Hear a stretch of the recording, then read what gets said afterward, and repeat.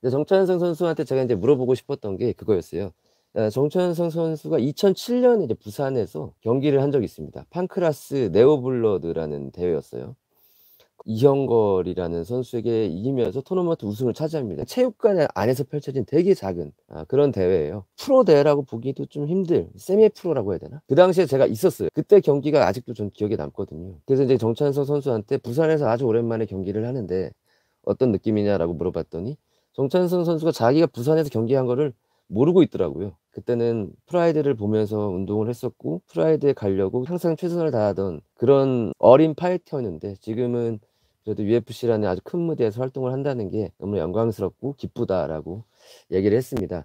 정찬성 선수도 '오르테가와 경기를 못할 수도 있겠구나.' 생각을 했었대요. 왜냐면 오르테가가 쪼금 미온적인 반응을 계속 보이니까 '다른 선수를 타겟으로 삼아야 되나?' 좀 그런 생각을 했답니다. 그래서 한 2-3주 전이었죠. 자빗 마고메드 샤리포프하고 켈빈 케이타의 경기가 취소됐다는 얘기를 듣고 '자빗을 한번 콜해 볼까.' 생각을 했었대요. 그런데 이제 자빗하고 켈빈 케이타는 한 달 뒤 원래 10월 보스턴 대회였는데 한 달 뒤인 모스크바 대회로 이동이 됐고 카드가. 그리고 인제 오르테가가 그 당시에 어느 정도 긍정적인 메시지를 보내면서 자빗하고 싸우겠다는 어떤 마음은 좀 접어두게 됐답니다.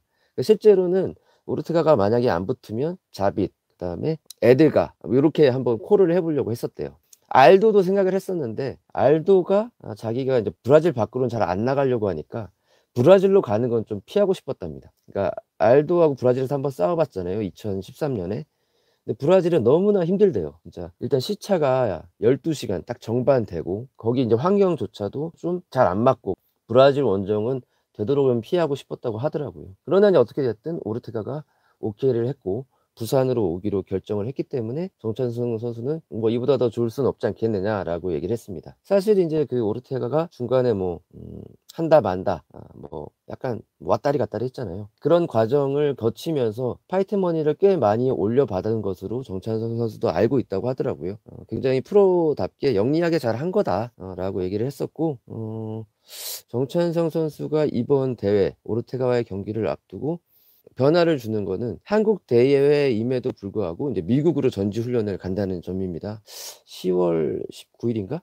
예. 10월 중순부터 가서 6-7주 동안 에디 차코치가 있는 파이트 레디라는 팀에서 훈련을 하기로 했고 그런 맞춤형 스파링 파트너까지 준비가 돼 있다고 하더라고요. 그 MMA 이해도도 높고 주짓수 실력도 상당히 좋고 서브미션 캐치 능력도 뛰어난 브라질 쪽 어떤 파이터들 체격도 좋고 힘도 좋고 뭐 오르테가만 큼 이제 파워도 있는 그런 선수들을 스파링 파트너로 이미 인제 콜을 해 놨답니다. 그 미국으로 가기 전에 지금 한 3-4주 남았잖아요. 로드 FC 박해진 선수 물론 최근에 이제 이정형한테 도전을 했다가 10초 만에 KO를 지면서 좀 아쉬움을 삼켰던 박해진 선수인데 그라운드에 대한 이해도하고 이 압박 능력은 정찬성도 인정할 만한 그런 실력이라고 합니다. 그래서 그전에 가기 전에 박해준 선수한테 "나를 좀 많이 괴롭혀 달라.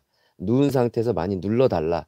이런 요청을 하면서 "스파링 훈련을 하겠다."라고 얘기를 했습니다. 그런 계획이 있더라고요. 정찬 허탈하게 웃었던 건 이거예요.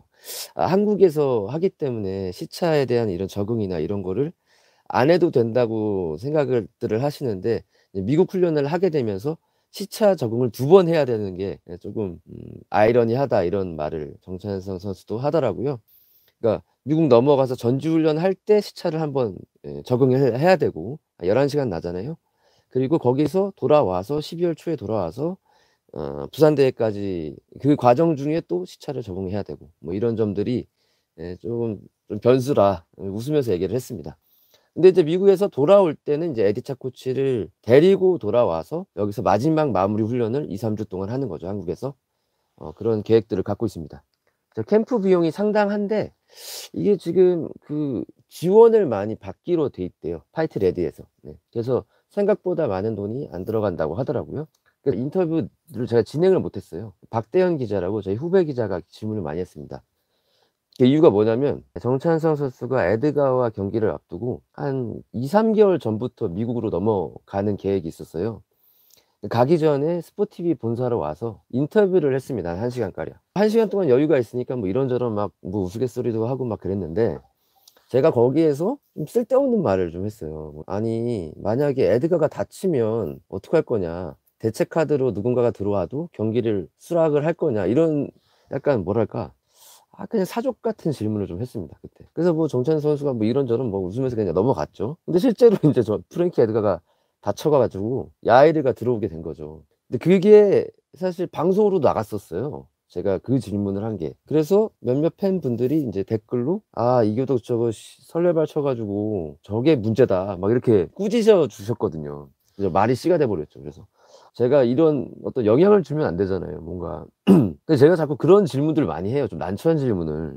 그래서 제가 인터뷰를 하면 또 이상하게 말이 씨가 될 것 같은 그런 우려감이 있어 가지고 후배 기자한테 제가 인제 질문할 것만 이렇게 넘겨 주고 "인터뷰를 진행을 해라."라고 얘기를 했었죠.